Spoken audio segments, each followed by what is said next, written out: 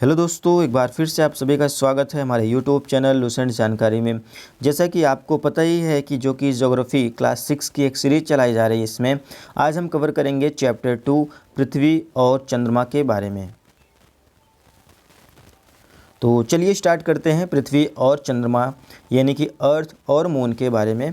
तो यहाँ पर रीड करते हैं हम, बाकी आप समझते जाइएगा।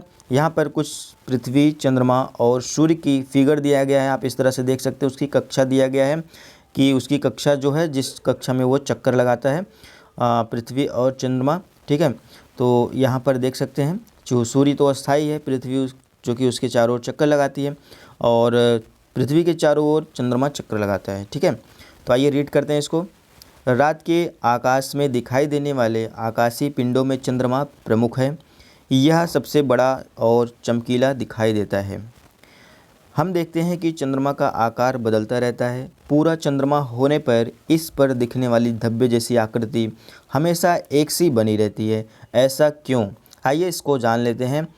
चंद्रमा हमारी पृथ्वी का एकमात्र प्राकृतिक उपग्रह है। जिस प्रकार अब पृथ्वी अपनी धुरी पर घूमते हुए सूर्य की परिक्रमा करती है, उसी प्रकार चंद्रमा भी अपनी धुरी पर घूमते हुए पृथ्वी की परिक्रमा करता है। ठीक है, इसके साथ साथ चंद्रमा सूर्य की भी परिक्रमा करता है। रात के आकाश में सबसे तेज चमकने वाले चंद्रमा का अपना कोई प्रकाश नहीं होता है। यह सूर्य के प्रकाश से प्रकाशित होता है। यह सूर्य के प्रकाश को परावर्तित करता है, जो हमारी पृथ्वी पर लगभग 1.25 सेकंड में पहुंचता है। प्रश्न बनेगा कि पृथ्वी पर सूर्य चंद्रमा का प्रकाश कितने समय में पहुंचता है? तो 1.25 सेकंड में पहुंचता है। इस प्रकाश को क्या कहते हैं? चांदनी कहते हैं। ठीक है, अंतरिक्ष से लिया गया यहाँ पर कुछ तस्वीर है चांद का। इस तरह से आप इसको वीडियो पॉज करके देख सकते हैं। चंद्रमा पृथ्वी से लगभग 3,84,000 किलोमीटर की दूरी पर है। इसका व्यास पृथ्वी के व्यास का 1/4 है। पृथ्वी के अधिक निकट होने के कारण रात के आकाश में यह सबसे चमकीला और सबसे बड़ा दिखाई देता है। चंद्रमा पर गुरुत्वाकर्षण बल पृथ्वी की तुलना में 6वां भाग है। ठीक है, यहाँ पर आप समझ सकते हैं कि आप पृथ्वी पर जहाँ खड़े हैं वहाँ से एक छलांग लगाइए। जितनी ऊंची छलांग आपने एक बार में लगाई है, उसकी 6 गुना छलांग आप चंद्रमा पर लगा सकते हैं। अगर आपका वेट पृथ्वी पर 60 किलो है, तो चंद्रमा पर आपका वेट 10 किलो हो जाएगा। ऐसा इसलिए क्योंकि वहाँ पर ग्रेविटेशनल फोर्स यानी कि गुरुत्वाकर्षण बल बहुत ही कम होता है पृथ्वी की तुलना में। बात करेंगे चंद्रमा की गतियाँ। चंद्रमा अपने अक्ष पर घूमते हुए 27 दिन 7 घंटे और 43 मिनट में पृथ्वी का एक चक्कर पूरा करता है। ठीक है, परंतु इस अवधि में पृथ्वी की सूर्य की परिक्रमा करते हुए अपनी कक्षा में आगे बढ़ जाती है। इसलिए पृथ्वी पर किसी स्थान के ऊपर से पूरी पृथ्वी की परिक्रमा करके फिर उसी स्थान के ऊपर आने में चंद्रमा को 29 दिन 12 घंटे और 44 मिनट लग जाते हैं। इतने ही समय में चंद्रमा अपने अक्ष पर एक चक्कर परिभ्रमण पूरा करता है। इसी कारण हमें सदैव चंद्रमा एक सा दिखाई देता है। ठीक, तो यहाँ पर कुछ एक्सपेरिमेंट करने को बोला गया है। आप इसको एक्सपेरिमेंट कर सकते हैं। वीडियो को पॉज करिएगा और इसको जो कि आप देख सकते हैं। चंद्रमा की कलाएं, फेस ऑफ मून।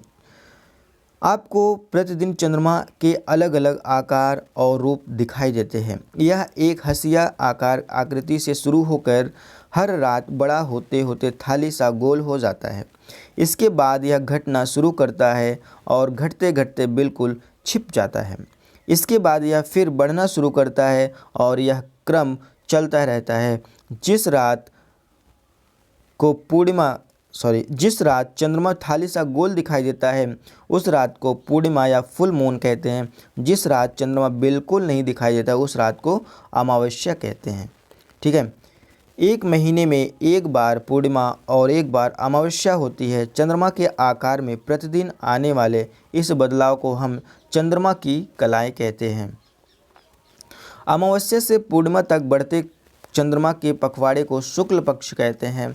पूर्णिमा से अमावस्या तक घटते चंद्रमा के पखवाड़े को कृष्ण पक्ष कहते हैं। दोनों में डिफरेंस समझिएगा, शुक्ल पक्ष और कृष्ण पक्ष में समझते रहिएगा। ठीक है। पृथ्वी के घूमने के कारण एक पूर्णिमा से दूसरी पूर्णिमा तक अपनी कलाओं को पूरा करने में चंद्रमा को 29 दिन 12 घंटे 44 मिनट लगते हैं। इस अवधि को चंद्रमास कहते हैं। ठीक है। नेक्स्ट बात करेंगे इसमें, विशाल अंतरिक्ष एवं विभिन्न खगोलीय पिंड चंद्रमा सूर्य आदि हमेशा से हमारे मन में जिज्ञासा उत्पन्न करते हैं कि आधुनिक विज्ञान और तकनीक के विकास ने मानव को अंतरिक्ष में झांकने और वहां की यात्रा करने में समर्थ बनाया।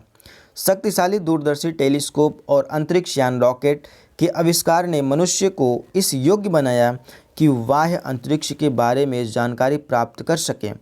पूर्व सोवियत संघ, वर्तमान में रूस, यूरी गॉगरिन प्रथम व्यक्ति थे जिन्होंने अंतरिक्ष में यात्रा की।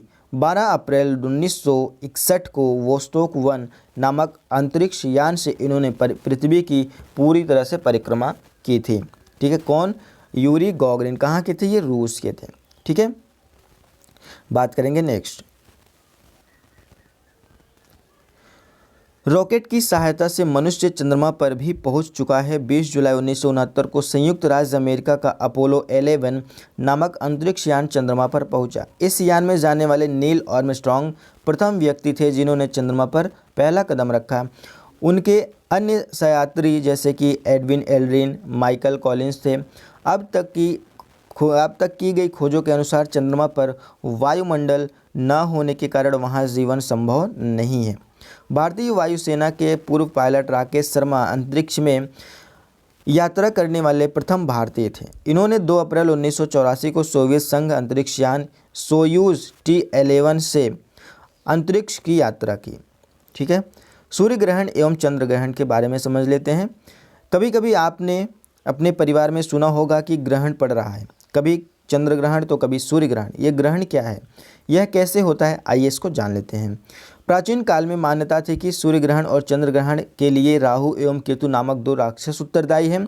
सूर्य ग्रहण के समय राहु सूर्य को तथा चंद्र ग्रहण के समय केतु चंद्रमा को निगल लेता है, जबकि ऐसा कुछ नहीं है, परंतु यह बात सही नहीं है। भारत के महान खगोल शास्त्री आर्यभट्ट ने लगभग 1600 वर्ष पहले इस मान्यता का खंडन किया। उन्होंने ग्रहण की वैज्ञानिक व्याख्या करते हुए बताया कि सूर्य ग्रहण पृथ्वी पर चंद्रमा की छाया पड़ने के कारण होता है, जबकि चंद्र ग्रहण चंद्रमा पर पृथ्वी की छाया पड़ने के कारण होता है। आइए जान लेते हैं कि छाया कैसे बनता है। देखिए, हमने अपनी दूसरे की और अन्य वस्तुओं की परछाई छाया बनते हुए देखा है। क्या आपने कभी सोचा कि छाया कैसे बनती है? आइए जान लेते हैं। जब हम सूर्य के प्रकाश में खड़े होते हैं तो विपरीत दिशा में पृथ्वी पर धुंधली काली सी हमारी छाया बनती है। छाया हमारी आकृति के जैसे बनती है, हमारी गति के अनुसार उसका स्थान बदलता रहता है। सुबह, दोपहर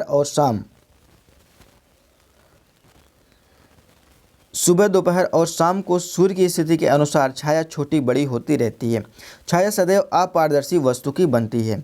इसी प्रकार बल्ब की रोशनी में भी अपनी या किसी अन्य अपारदर्शी वस्तु की छाया बनना देखिए।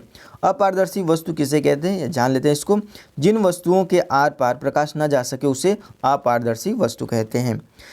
बात करेंगे आगे इसमें। जब सूर्य, पृथ्वी और चंद्रमा एक सीधी रेखा में होते हैं तब इस स्थिति को सिजगी कहते हैं। यह 2 प्रकार की होती है, युति और वियुति। आइए इसको भी जान लेते हैं।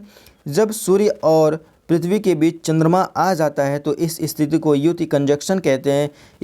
यह अमावस्या को होता है। इस स्थिति में चंद्रमा की छाया पृथ्वी पर पड़ती है जिससे सूर्य ग्रहण होता है। नेक्स्ट बात करेंगे आगे इसमें। इसी प्रकार जब सूर्य और चंद्रमा के बीच पृथ्वी आ जाती है तो उस स्थिति को वियुति अपोजिशन कहते हैं।